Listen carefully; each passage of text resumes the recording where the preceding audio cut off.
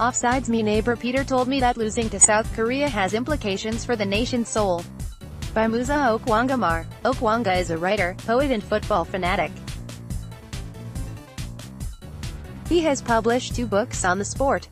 CreditIllustration by Leif Parsons, photos by Clemens Bilan, Shutterstock and Tony Cenicola for the New York TimesWhat a week.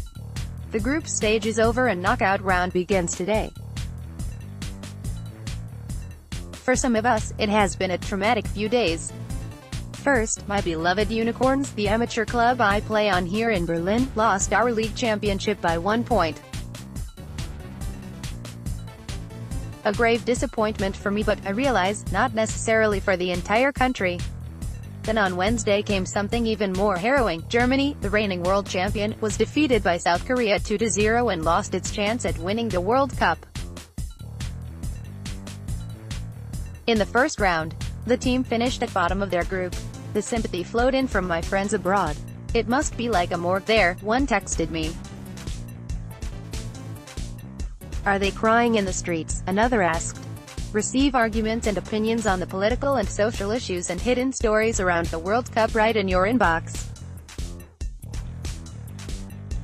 Sign up for Offsides. If you were looking for doom and gloom, there was much to be found. My neighbor Peter, a writer, had watched the match on a sunny rooftop plaza, perhaps too lofty a location for such a mediocre showing. It's hard to deny that the German team's playing was subpar. When I asked him how he felt afterward, he said there was an air of depression. A fistfight had even broken out. Peter suggested that there were implications for the nation's soul itself, with the team's exit from the tournament reflecting a wider sense of unease.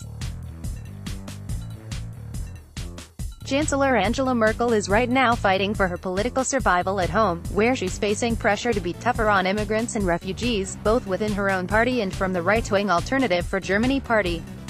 A few weeks ago, I wrote in this newsletter about how the far-right views the ethnically diverse national team. A person I talked to on the streets of Berlin on Wednesday had another thought about the connection between football and politics. She was worried that the team's defeat would play into the far-right's self-pitying, us versus them worldview.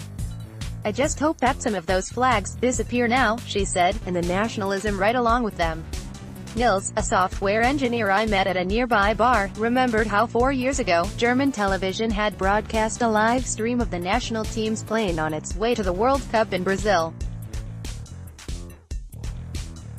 Everyone had been more optimistic then, in football and in life. "It would have been good for Germany if the team had gone through to the next round," he said, "because the atmosphere in the country is not that nice, and sometimes sports can help, but there are many sides to Berlin, and to Germany." After the match, as I passed some fans walking mournfully home, I found a beer garden full of local families who seemed very relaxed about Germany's World Cup demise.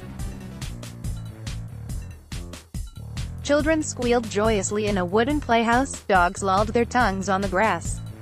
Outside, I asked a local if he saw any connection between what had happened on the pitch and what was happening in the government. He didn't. "This year we have come together to celebrate the team and not talk about politics," he said.